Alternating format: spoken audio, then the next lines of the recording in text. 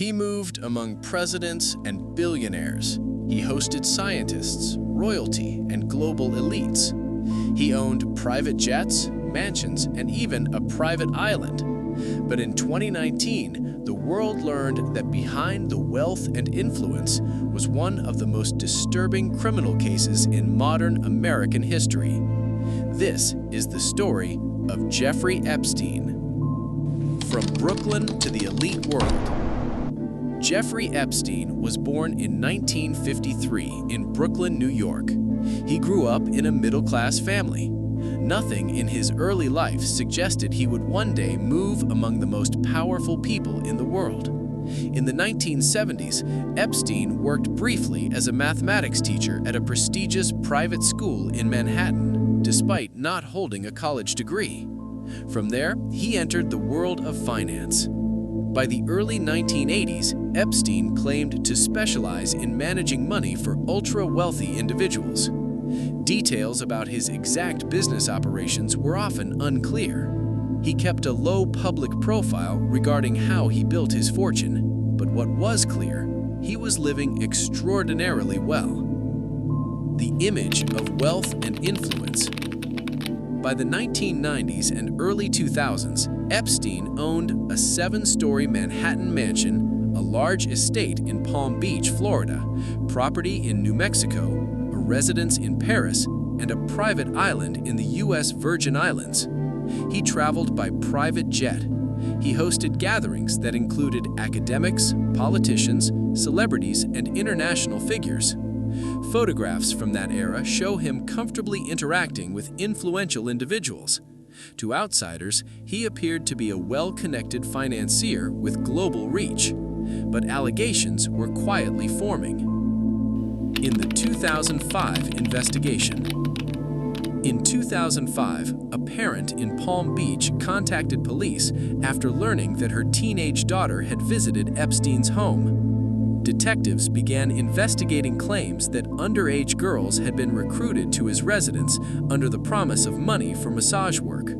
Multiple young women later told authorities that inappropriate conduct had taken place. By 2006, the Palm Beach Police Department had recommended serious felony charges. However, the case took a controversial turn. In 2008, Epstein entered into a plea agreement with federal prosecutors in Florida. He pled guilty to state-level charges related to solicitation of prostitution involving a minor.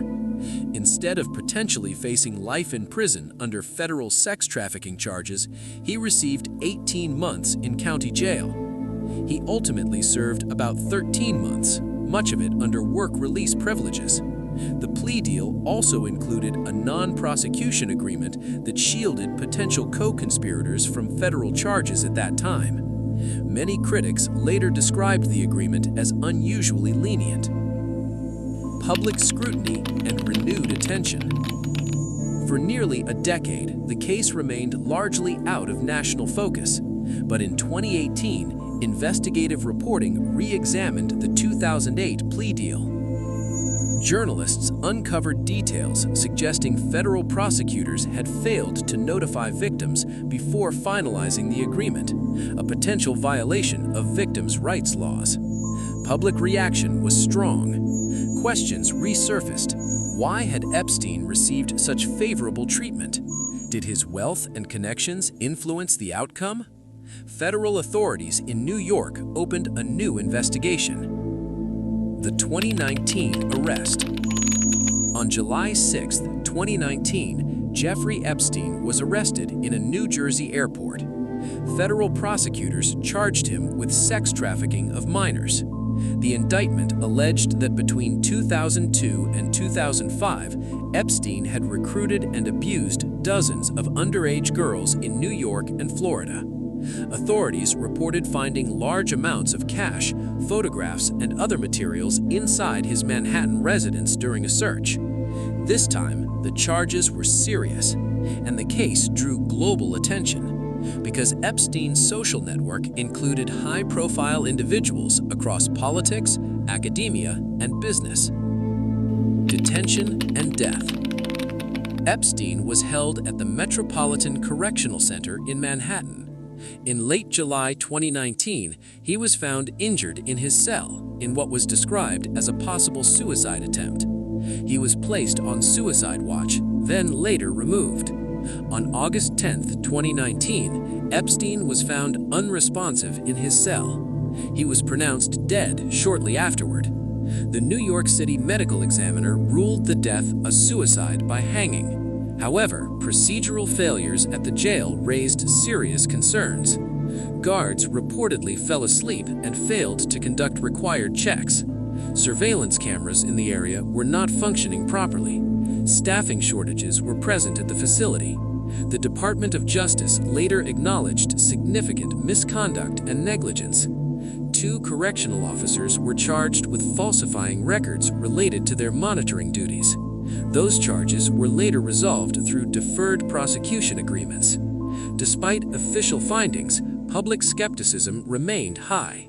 But federal investigations concluded that while negligence occurred, there was no evidence of homicide.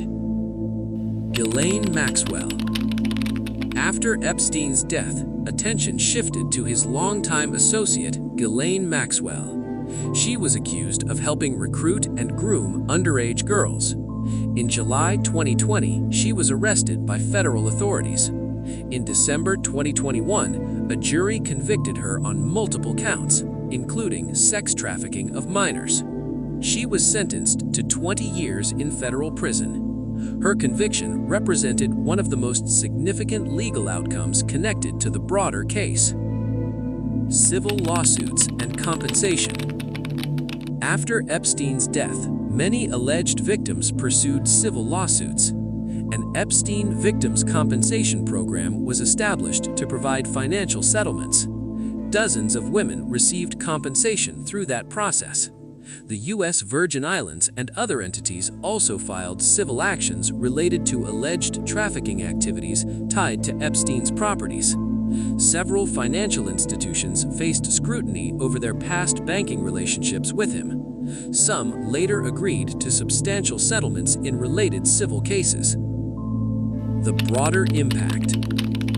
The Epstein case became more than a criminal investigation. It sparked conversations about wealth and accountability, influence within the justice system, transparency in federal plea agreements, protections for vulnerable individuals. Lawmakers examined how the 2008 plea deal was handled. Victims' rights groups pushed for reforms. For many Americans, the case symbolized distrust in powerful institutions. It forced a national conversation. Are wealthy people treated differently? Does influence shape justice? Fact versus speculation. After Epstein's death, numerous conspiracy theories spread across social media. However, official investigations by the Department of Justice found no evidence of homicide. While serious failures occurred inside the jail, the official conclusion remained suicide. Responsible discussion requires separating documented evidence from speculation. The facts are troubling enough without adding unverified claims. The human cost. At the center of this story are the victims. Many have spoken publicly about trauma, manipulation, and exploitation. Their testimonies changed the course of the case. Their willingness to come forward brought renewed attention to events that had once seemed buried. Regardless of wealth or power, their voices reshaped the public narrative. Final reflection. Jeffrey Epstein's story is not simply about one individual. It is about systems, about influence, about accountability. His life intersected with some of the most powerful names in the world. His crimes led to one of the most controversial legal sagas in recent American history. His death closed the possibility of a criminal trial against him, but it did not close the broader questions. Questions about justice, about transparency, about trust. History will remember this case not only for its scandal, but for the uncomfortable questions it forced a nation to confront. Closing line. Power can open doors, money can buy access, but in the end, the truth has a way of coming to light, and history records everything.